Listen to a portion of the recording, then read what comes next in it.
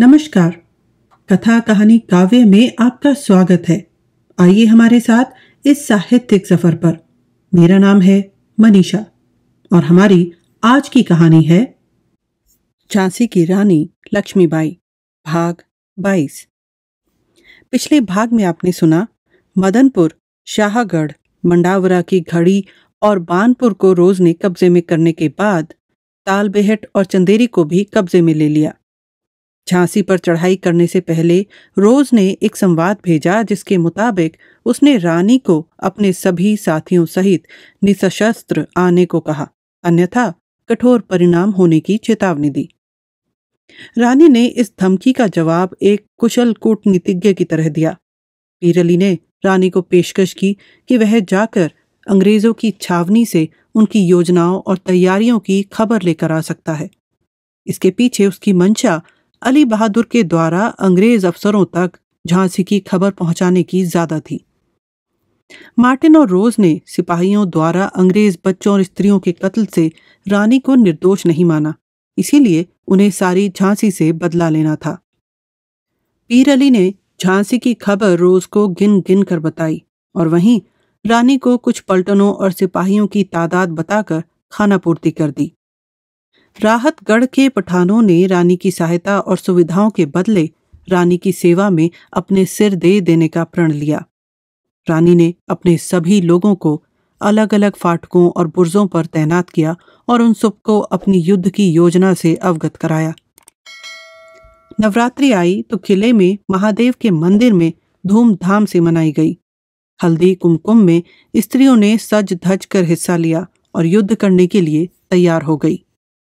रोज ने पहले झांसी का दूर से और बाद में किले के सब तरफ की भूमि का सूक्ष्म निरीक्षण किया। ब्रिगेडियर स्टुअर्ट ने भी अपने दस्ते के साथ रोज के पास पहुंच गया। दूरबीनें लगाई गई, तारघर कायम किए गए, खाइयां खोदी गई और वैज्ञानिक बद्ध तरीके से योजना बनाई गई। किले के अंदर रानी भी योजनाबद्ध तरीके से तैयार थीं। 23 मार्च को युद्ध आरंभ हो गया। अब आगे। झांसी के तोपची और सिपाही रात भर जागते रहे। रानी ने दोहरी कुमुक का प्रबंध किया।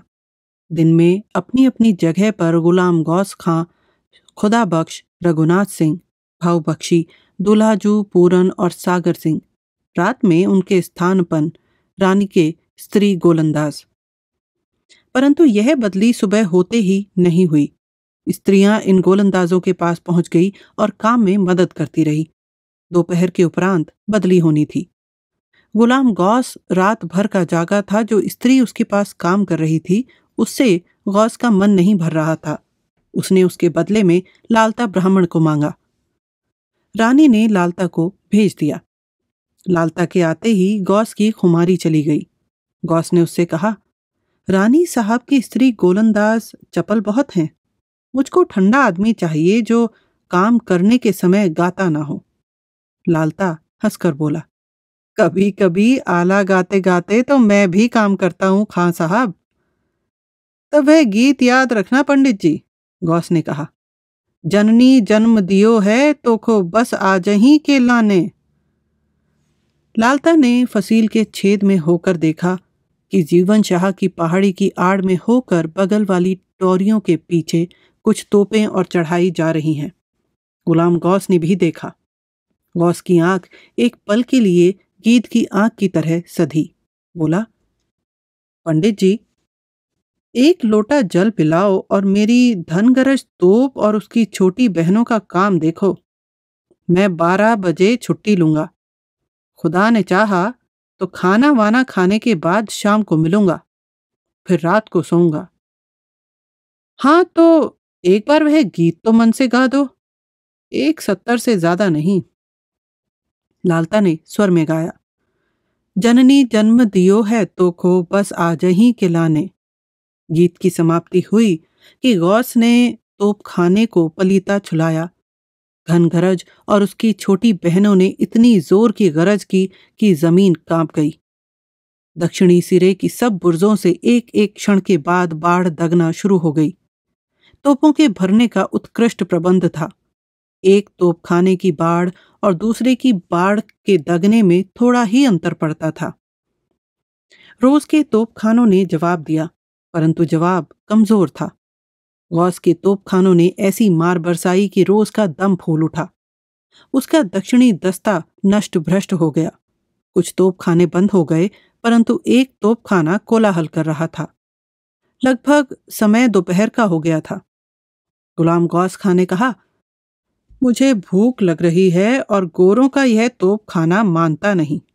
अच्छा, देखता हूं। गुलाम गौस ने घनगरज को एक अंगुल इधर उधर सरकाया, निशाना बांधा और एक फटने वाला गोला छोड़ा। बारूदें इन तोपों की ऐसी थी कि धुआं न होता था, इसीलिए गौस ने अपने निशाने की सफलता तुरंत देख ली। उछलकर बोला, वह मारा। उसके साथियों ने देखा कि गोरे तोपची मारे गए और तोप भी उलटकर बेकार हो गई। अंग्रेजों का दक्षिणी मोर्चा बिल्कुल ठंडा हो गया। गौस भोजन और आराम के लिए चला गया। लालता ने स्थान पकड़ा। पूर्व की ओर से अंग्रेजी तोपों के गोले आने लगे। कुछ किले से टकराते थे और कुछ शहर में गिरकर घरों का और लोगों का नाश करते थे। भाऊ बख्शी ने कड़क बिजली का स्थान जरा सा परिवर्तित किया और निशाना साध कर पलीता दिया। थोड़ी देर में रोज का पूर्वीय मोर्चा भी ठंडा हो गया। तोपची मारे गए और तोपें बेकार हो गई।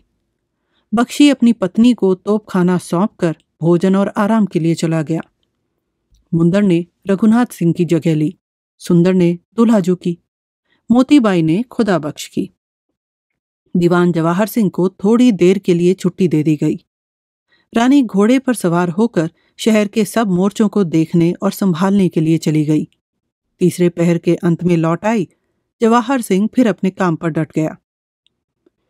चौथे पहर से लेकर संध्या तक स्त्री तोपचियों ने दृढ़तापूर्वक काम किया। रात को भी उन्हीं को काम पर रहना था। केवल खंडेराव फाटक और सागर खिड़की पर स्त्रियां काम नहीं कर रही थी। खंडेराव फाटक पर सागर सिंह ने अपना नायब स्वयं चुन लिया और सागर खिड़की पर बरहामुद्दीन नाम का एक दुंदेल खंडी पठान भेज दिया गया। इसका आना पीर अली को अच्छा नहीं लगा। पीर अली ने कहा, खां साहब, आपको नाहक कष्ट दिया गया। मैं तो दिन रात इस छोटी सी खिड़की को संभालने को तैयार हूं। मीर साहब, बरहामुद्दीन बोला, आप थोड़ा आराम कर लें। रात भर के जागे हुए हैं। गई रात तो सभी जागे हैं, आप भी तो न सोए होंगे। हुक्म है, पालन करना होगा। ऐसा भी क्या? अरे साहब, सोइए, कल रहिएगा मेरी मदद पर। नहीं, जनरल साहब सुनेंगे तो नाराज होंगे और रानी साहब सुनेंगी तो मैं अपना मुंह ही ना दिखा सकूंगा। तो रह जाइए, मगर एक बात है, किसी को मालूम ना हो। मुझे किस्से कहानी कहते फिरने से मतलब ही क्या? बात ऐसी है कि अगर फूटकर बाहर निकल जाए तो मेरे टुकड़े हो जाएंगे। आप कहिए, विश्वास करिए। अंग्रेजी छावनी में क्या हो रहा है, क्या होने वाला है, कहां कहां नए मोर्चे बनाए गए और किस तरह से हमला जोर का होगा, इन बातों की जासूसी करने का भार मेरे सिर है। अंग्रेजी छावनी में भोपाल रियासत के भी सिपाही हैं। उनमें से एक मेरा रिश्तेदार है। जब मैं थोड़े दिन हुए ताल बेहट की ओर गया था, तब उसको मैंने मिला लिया था। वह कुछ और लोगों से मिला हुआ है, इसीलिए ठीक ठीक खबर मिल जाएगी। वह खबर अपने बड़े काम की होगी। इस खबर के लाने के लिए मैं रात को चुपचाप बाहर जाऊंगा, सवेरे के बहुत पहले आ जाऊंगा। यदि अंग्रेजों को खबर लग गई तो मैं मार दिया जाऊंगा और अंग्रेजी फौज में मेरा जो रिश्तेदार है वह और उसके साथी सब मारे जाएंगे। रानी साहब का नुकसान होगा। मैं किसी को न कहूंगा, मगर मैं चला जाऊं या सो जाऊं तो आपके ठौर खाली हो जाएगा। फिर यदि दुश्मन यहां होकर रात में धावा बोल दे तो अपना कितना बड़ा नुकसान न होगा। यह तो छोटी सी खिड़की है, इसकी खबर भी अंग्रेजों को ना होगी। जैसा आप उचित समझे। मैं सोचता हूं हर हालत में मेरा इस ठिये पर रहना आपके लिए लाभदायक होगा। खूब, आप रहिए, मगर जब सब लोग सो जाएंगे तब मैं जाऊंगा। लेकिन फाटक नहीं खोलना चाहिए। फाटक पर ताले पड़े हैं, मैं मोहरी के रास्ते जाऊंगा। मोहरी? कौन सी मोहरी? वही जो खिड़की के बगल में है। जब सब सो गए तो पीर अली ने बरहामुद्दीन को मोहरी दिखलाई और उसी में होकर बाहर चला गया। आध मील चलने के उपरांत वह अंग्रेजी छावनी के पास पहुंचा। टोका गया। उसने पूर्व निश्चित संकेत को कहा। संतरी ने आगे बढ़ने दिया। कई अड्डों पर रोका जाने और अनुमति पाने पर पीर अली रोज और उसके मातहत दलनायकों के सामने पहुंचा।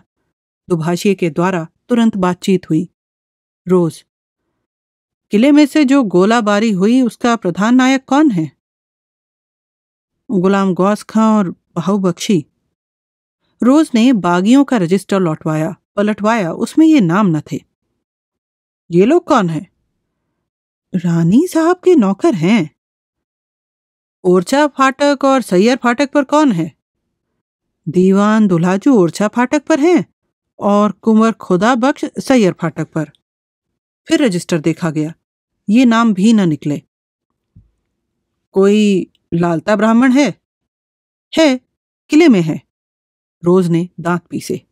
बोला, जनरल कौन है? खुद रानी साहब। उनके नीचे दीवान जवाहर सिंह जागीरदार काम करते हैं। कुल कितने गोलंदाज हैं? बेहिसाब, सैकड़ों। बहुत तो औरतें गोलंदाज हैं।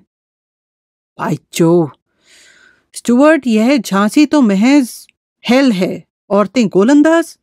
कल दूरबीन से अच्छी तरह देखूंगा। स्टुअर्ट, बारूद बनाने का कोई कारखाना है या पहले से बनी रखी है? पहले की बनी रखी है और बनाने का कारखाना भी है। रोज, it is smokeless powder, Stuart. उत्तरी दरवाजे किसके सुपुर्द हैं? ठाकुरों, काछियों और कोरियों के हाथ में। दतिया फाटक तेलियों के हाथ में है। The whole people against us. अच्छा, तुम किस जगह काम करते हो? सागर खिड़की पर। हमारे हवाले कर सकोगे? खुशी से, मगर आपको फायदा कुछ ना होगा। सागर खिड़की की ठीक पीठ पर खजांची की कोठी है, उस पर तोपखाना है। वह मेरे काबू का नहीं है। वहां पठान और ठाकुर हैं। कोई औरतें हाथ में आ सकती हैं? तौबा तौबा, झांसी की औरतें पूरी शैतान हैं। एक नाचने गाने वाली से मेरी जान पहचान है, मगर वह जासूसी महकमे की प्रधान है और अब तोप चलाती है। Dancing girl a gunner? What else have I to hear in this damn accursed place? Stewart, मगर जासूसी महकमे का अफसर तो एक मोती साई सुना गया था। जी नहीं, वह अफसर यही नाचने वाली है और उसका नाम मोतीबाई है। वे सब हंस पड़े। रोज ने कहा, We have mad fools of us. अच्छा, किसी एक फाटक वाले से हमको मिला दो। तुमको और उसको बहुत इनाम मिलेगा। कोशिश करूंगा। कुछ बतला सकते हो शहर और किले पर हमारी तोप का गोला कहां से अच्छा पड़ेगा? जार पहाड़ी पर से। ओ सिली, जार पहाड़ी से किले का बहुत कम नुकसान होगा। जी नहीं, किले की पश्चिमी दीवार जो मटीली टोरैया पर है बहुत कम ऊंची है। उसको दाहिनी बगल में शकरगढ़ किले का उत्तर पश्चिमी हिस्सा है। इसी में पानी पीने का कुआं और रानी साहब के पूजन का मंदिर है। तमाम औरतें जो सिपाहीगिरी का काम करती हैं इसी जगह दोपहरी या शाम को जमा होती हैं।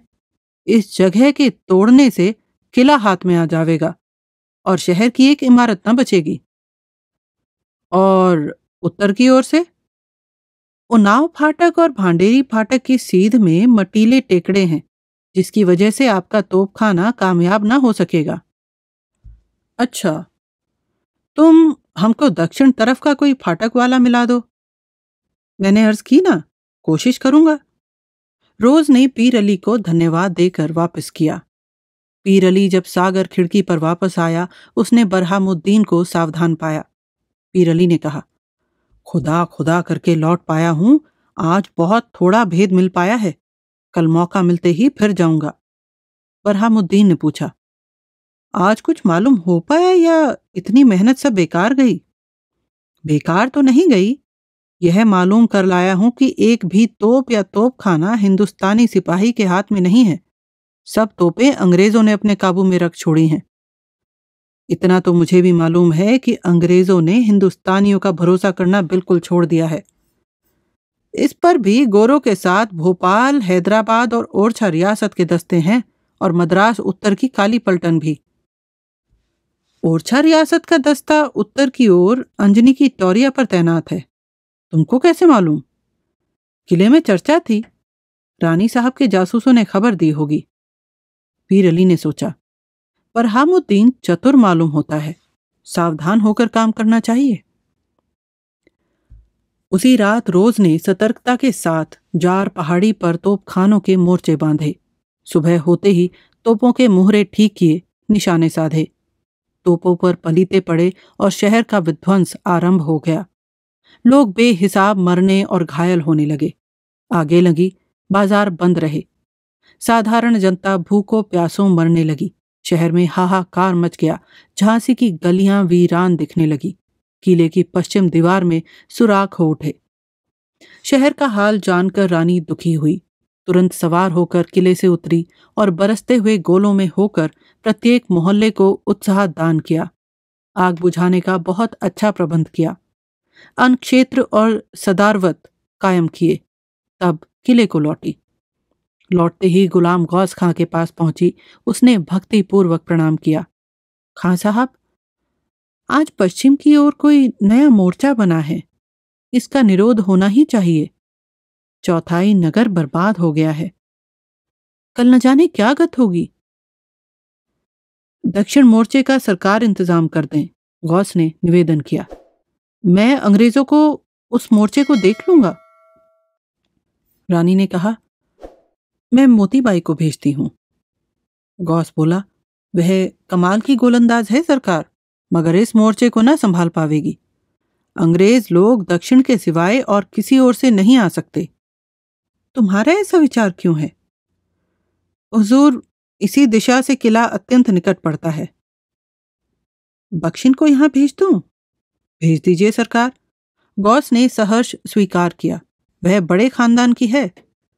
रानी ने त्योरी बदली, परंतु उन्होंने तुरंत नियंत्रण किया। सोचा, आत्मत्याग में वह वेश्या पुत्री किस खानदान वाले से कम है। हे भगवान, त्याग में भी ऊंच नीच। और चली गई। बख्शिन ने दक्षिण बुर्ज की घनगरज और उसकी छोटी बहन को संभाला। वह गौस के बतलाए हुए क्रम पर काम करती रही। गुलाम गौस तुरंत पश्चिमी बुर्ज पर पहुंचा। यहां लालता काम कर रहा था। गौस ने बारीकी के साथ दूरबीन द्वारा निरीक्षण किया। बोला, पंडित जी, अंग्रेजों का मोर्चा पहचाना? वह देखो ना, काली टोरों के पीछे है। नहीं पंडित जी, काली टोरों के पीछे महज बारूद का धुआं किया जा रहा है, जिससे हम लोग धोखा खाते रहे। वे जो ताजा लाल मिट्टी के ढेर लगे हैं, तोपे वहां हैं। लालता ने दूरबीन पकड़ी। देखो, असहमत हुआ। खां साहब, लालता ने कहा, मिट्टी और बजरी के उन ढेरों में तोपे नहीं बिठलाई जा सकती। माफ कीजिएगा पंडित जी, तोपे खास मतलब से उन्हीं ढेरों में बिठलाई गई हैं। जरा ठहरिए। गौस ने तोपों पर दूरबीनें कसी। तोपों को इधर उधर खिसका कर ठीक किया। निशाने बांधे, बारूद और गोले भरे। इस कार्य में उसको अधिक समय नहीं लगा। इसके बाद इधर गौस ने तोपों को पलीते दिए, उधर से मिट्टी के ढेर उधड़ गए और मरे हुए तोपची नजर आए। उल्टी हुई और टूटी तोपें। फिर बाढ़ें की गई। अंग्रेजों के पश्चिमी मोर्चे का जवाब बिल्कुल बंद हो गया। नगर में चैन हो गया। गौस ने जाकर रानी को प्रणाम किया। रानी सोने के चूड़े मंगवा कर गौस को अपने हाथ से पहनाए। रानी हर्ष में मग्न थी और गौस का खुरदुरा चेहरा आंसुओं से तर था। तीसरे पहर के उपरांत कुमुक बदली। स्त्रियों ने तोपें हाथ में ली और भीषण गोलाबारी शुरू कर दी। कमासिन टोरिया पर से रोज ने दूरबीन में से देखा। बगल में उसका फौजी डॉक्टर लो था और पास ही माथर जनरल स्टुअर्ट। रोज ने कहा, ओह, स्त्रियां तोप चला रही हैं। स्त्रियां गोला बारूद ढो रही हैं। कुछ खाना पानी बांट रही हैं। टूटी हुई दीवारों और कंगूरों की मरम्मत में मदद दे रही हैं। इतनी तरतीब से, इतनी तेजी से हिंदुस्तानियों को काम करते आज देखा। अचरज होता है। लो ने दूरबीन हाथ में ली। देखते ही बोला, जनरल, पेड़ों की छाया में कुछ स्त्री पुरुष काम कर रहे हैं। हमारा एक गोला उनके बीच में पड़ा, धूल फीकी, फिर भी वे सब के सब वही हैं। रोज ने और स्टुअर्ट ने भी निरीक्षण किया। स्टुअर्ट बोला, ये सब नेपोलियन हो गए क्या? लो ने कहा, तब झांसी हमारा वाटरलू होगा। रोज ने मुस्कुरा कर झिड़का, इश, अभी बहुत घोर युद्ध करना पड़ेगा। यह रानी नेपोलियन नहीं, जॉन ऑफ आर्क सी जान पड़ती है। स्टुअर्ट ने कहा, इसको जिंदा पकड़ सके तो कमाल होगा। उसी समय तार खटखटाया। मालूम हुआ कि पश्चिमी मोर्चा सबका सब तहस नहस हो गया। स्टुअर्ट को पश्चिमी मोर्चे को फिर संभालने की आज्ञा दी। वह चला गया। स्टुअर्ट के ब्रिगेड का अधिकांश दक्षिणी मोर्चे पर था। उसके दलनायक को रोज ने तार द्वारा आदेश दिया, बहुत जोर के साथ किले की दक्षिणी बुर्ज पर गोलाबारी करो। उस विस्लिंग डिक को किसी तरह बंद करो। गॉस ने घन गरज तोपखाने के शोर और मृत्यु भवन का नाम इन लोगों ने विस्लिंग डिक, हल्ला करने वाला शैतान, रखा था। आज्ञा पाते ही दक्षिणी ब्रिगेड ने अत्यंत तीव्रता के साथ काम करना शुरू किया। उनके तोपखाने लगातार भयंकर आग और गोले उगलने लगे। बख्शिन जवाब पर जवाब दे रही थी। बारूद और धुएं से उसका सुंदर चेहरा काला पड़ गया था।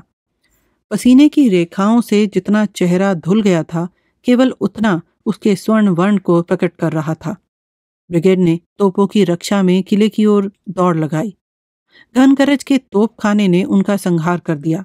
बहुत अंग्रेजी फौज मारी गई। उसको लौटना पड़ा, परंतु उनके तोपखाने ने एक काम कर लिया। एक गोला बुर्ज के कंगूरे को तोड़कर बख्शिन के कंधे पर लगा। कंधा टूट गया, उड़ गया। वह अचेत होकर गिर पड़ी। बख्शी को पूर्वी बुर्ज पर समाचार मिला। निर्मम होकर बख्शी ने उत्तर दिया, उससे बढ़कर झांसी और झांसी की रानी है। शाम को देखूंगा, तब तक दाह मत करना। बख्शी अपने काम पर जुट गया। एक बार आकाश की ओर उसने देखा। गीता के कृष्ण को याद किया और अपने को कठोर से कठोर संकट में डालता हुआ तोपों को दुगनी तेजी के साथ चलाने लगा। रोज का पूर्वी मोर्चा बुझ गया, परंतु बख्शी का पलीता सुलगता और आग देता रहा। बख्शिन चली गई। रानी तुरंत आई। बख्शिन के रक्तमय शव को गोद में रख लिया। गला रुद्ध हो गया। एक शब्द भी मुंह से नहीं निकल रहा था और न आंख से एक आंसू। तोपखाना बंद हो गया था। अंग्रेजों के गोले धड़ाधड़ बुर्जों और दीवारों से टकरा रहे थे और उनको ढा रहे थे। मुंदर ने दूरबीन से अपने बुर्ज पर से देखा। दौड़कर आई, घबराकर बोली, भाई साहब। रानी के मुंह से केवल एक शब्द निकला, गौस। मुंदर समझ गई। दौड़कर पश्चिमी बुर्ज से गुलाम गौस को बुला लाई। गौस ने देखा झांसी की रानी धूल में बैठी बख्शिन के शव से लिपटी हुई है। गौस ने कहा, यह क्या सरकार, अभी न जाने कितने सरदार कुर्बान होंगे। हुजूर हम लोगों को समझाती हैं कि स्वराज्य की लड़ाई किसी के मरने जीने पर निर्भर नहीं है, और फिर बख्शिन जू तो मरकर अमर हो गई। उठिए, देखिए उस जवां मर्द बख्शी को, वह अपने ठिए पर अटल है। आप ऐसा मोह करेंगी तो हम लोग गोरों से कितने दिन लड़ सकेंगे। आप यहां से हट जाएं और दीवान खास में बैठकर हुक्म भेजती रहें। मैं इनको मजा चखाता हूं। रानी बख्शिन के शव का आवश्यक प्रबंध करके दीवान खास में चली गई। गौस खां ने बिस्मिल्लाह किया और घन गरज को संभाला। 3 बाढ़ों में ही अंग्रेजी मोर्चे का तोपखाना, तोपची और तोपखाने पर काम करने वाले सब स्वाहा हो गए। गौस ने अपने साथियों से कहा, यह तो मेरे साथी सरदार को मारने का बदला हुआ। अब कुछ प्रसाद भी देता हूं। देखो, झोकन बाग के पूर्व में गुसाइयों के मंदिरों की आड़ से ये लोग सैयर फाटक पर गोलाबारी कर रहे हैं।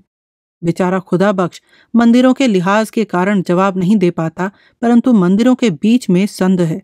उसी संध में होकर अंग्रेजी तोपखाना काम कर रहा है। वह संध खुदा बख्श की सीध में नहीं है, पर घन गरज की सीध में है। साथी ने अनुरोध किया, मंदिर पर गोला ना पड़े खां साहब, नहीं तो बड़ा अनर्थ हो जाएगा। अगर मंदिर की एक ईंट भी मेरे गोले से टूट जाए तो तलवार से मेरी गर्दन कलम कर देना। गौस ने घनगरज का मोहरा मोड़ा, परंतु वहां से सीध नहीं बैठती थी और ना निशाना जमता था। तोप को ज्यों का त्यों करके वह रघुनाथ सिंह वाली बुर्ज पर गया। दीवान साहब, 2 पल के लिए तोप मुझे बख्श दीजिए। सैयर्स फाटक के सामने वाला अंग्रेजी तोपखाना बंद करना है, गौस ने विनय की। तोप खुशी से लीजिए, रघुनाथ सिंह ने कहा, परंतु अंग्रेजी तोपखाने पीछे मिटेंगे, मंदिर पहले। गौस ने दृढ़तापूर्वक कहा, दूरबीन दीजिए, मुझको मंदिरों की संध से केवल अंग्रेजी तोपखाना देखना है, मंदिरों को मैं देखूंगा ही नहीं। रघुनाथ सिंह को गुलाम गौस की गोलंदाजी का भरोसा था। दूरबीन और तोप उसके हवाले कर दी। गौस ने तोप के खिए को संभाला, सुधारा और दूरबीन लगाकर निश्चिंतता के साथ गोला छोड़ा। उसका जो कुछ फल हुआ उसे रघुनाथ सिंह ने दूरबीन से देखा। अंग्रेज तोपची मारे गए, तोपें नष्ट हो गई और मंदिर बच गए। उसी समय गुलाम गौस खां को रानी ने अपनी तौल भर चांदी का तोड़ा पुरस्कार में दिया। जब लालता ने सुना, उसका जी गिर गया। संध्या समय बख्शिन के शव का दाह किया गया। बख्शी हर्षोन्मत्त था, परंतु उसकी आंखों में पागलपन था। कभी कभी वह असंगत और अप्रासंगिक बात कहता था। नैनम छिंदंती शत्राणी, नैनम दहती पावकः। और कोई समझा हो या न समझा हो, परंतु रानी इस महावाक्य को समझती थी। रात हुई, लड़ाई ने कुछ शांति पकड़ी। पीर अली के पास बरहामुद्दीन पहुंच गया।